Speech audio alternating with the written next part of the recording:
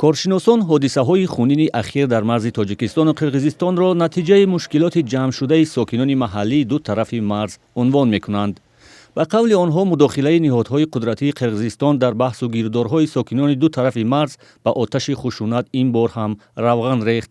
ولی هر دفعه یک اندازه مثلا چون به نظر میرسد که یک اندازه جنوب تاجیکستان در موقع تحمل پذیری قرار داشت ولی این دفعه فکر میکنم که دیگر کرد اومده به استخوان رسید و از اون صحبتایی که مردم منطقه نزدیک سرحدی میگن کرد تا جایی رسیده بود که مثلا از بس که سودای نزدیک سرحدی هم وجود دارد در بسیار موردها مال‌هایی که مثلا از جانب تاجیکستان وارد می شدن در سودای تجارتی در بسیار موردها ضد قانونی از جانب دیگر طرف مصادره می شد. متاسفانه همین کارهایی که انجام یافتند در یگان جا حجتی نشده است، یعنی که سند کرده نشده است، اما این چیز وجود داشت و یک چی میگن یک احساسی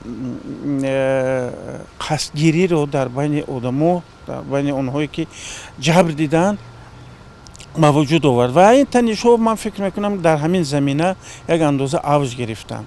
اما ادوارد لمون سیاستشناس مسائل آسیای مرکزی و رئیس مرکز تحقیقاتی اکسوس سوسایتی در واشنگتن میگوید از بدتر شدن وضع پیشگیری کردن ممکن بود، اما مقامات تاجیکستان با این راه نرفتند. به نظر من تاجیکستان برای پیشگیری این حادثه ها چندان میل نداشت، چون که می شود گفت که آنها به این عملیات چند هفته پیش و بعد شروع مذاکره ها آمادگی دیدند.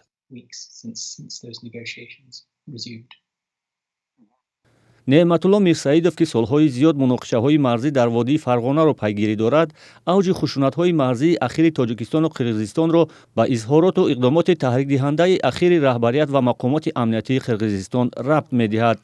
به قول او جمع آوردن نیروهای زیاد قدرتی و برگزاری نمایشگرانه مشق‌های نظامی در نزدیکی مرز و نقطه‌های حساس بحثی، پیشنهاد ساختمان آبانبار با هدف به دست آوردن فشنگ فشار به تاجیکستان و عوض کردن واروخ به منطقه‌های دیگر زمین قرقیزستان هم ساکنان مرزی و هم مقامات تاجیکستان را سخت عصبی کرده بود.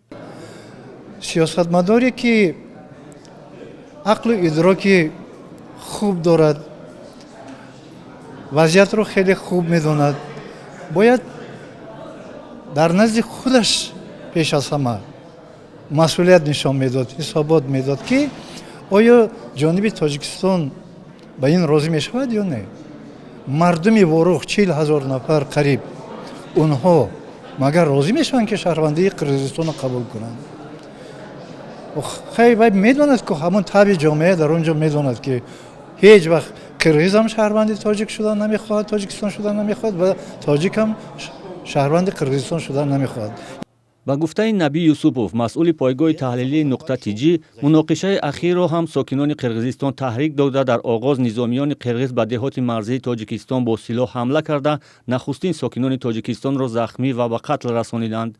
او میگوید پاسخ جانب تاجیکستان حمایت از ساکنان و مرزی کشور بود. Но я 100% уверен, как и в предыдущие разы, провокация была с их стороны. Первым огонь открывали всегда они, наши. И если даже судить по жертвам, да, всегда, почему наши, если они говорят, ваши начали, открыли огонь, почему тогда раненые у нас, а не у вас? Если наши открыли огонь, почему у нас раненые или убитые?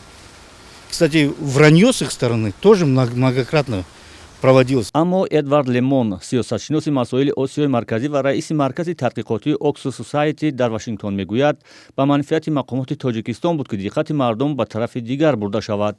The Tajik side has been at least anticipating that an escalation was going to happen and maybe took advantage of that to جانب تاجیکستان حداقل توسعه حوادث را تخمین میکرد و آنها برای عملیات دیروزه خود از پیش آماده شدند. برای انجام این کار آنها از راه بالا بردن احساسات پاپولیستی رفتند. در تاجیکستان همه گونه اعتراضات تا حدی از راه پشتیبانی دولت امکان پذیر است. به نظر می رسد که اعتراضها برای نزاع با قرقیزستان از جانب رهبریت سیاسی کشور اجازه داده شدند.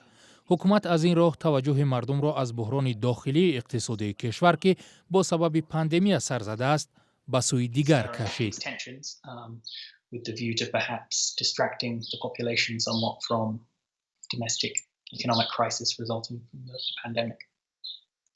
бархе аз таҳлилгарон камбуди маълумотро дар бораи даргириҳо сабаби густариши овоза ва воҳимаҳо медонанд, ки мегӯянд ин кори расонаҳоро ба мушкил рӯбарӯ мекунад. мисли ҳамеша дар чунин танишҳо проблеми ҷиддии хабарнигорони мо дастрасӣ ба иттилооти расмӣ аст ва ин проблема, ин мушкилот ҳанӯзам вуҷуд дорад.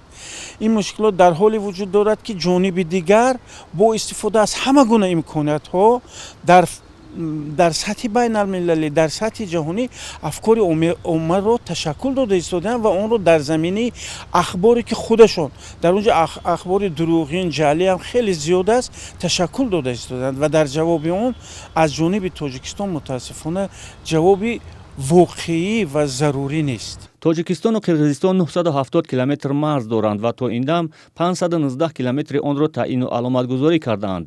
раҳбарони ду кишвар сари минтақаҳои боқимонда, ки аҳолии зиёд доранду баҳсбарангез ҳастанд, натавонистанд ба мувофиқа расанд.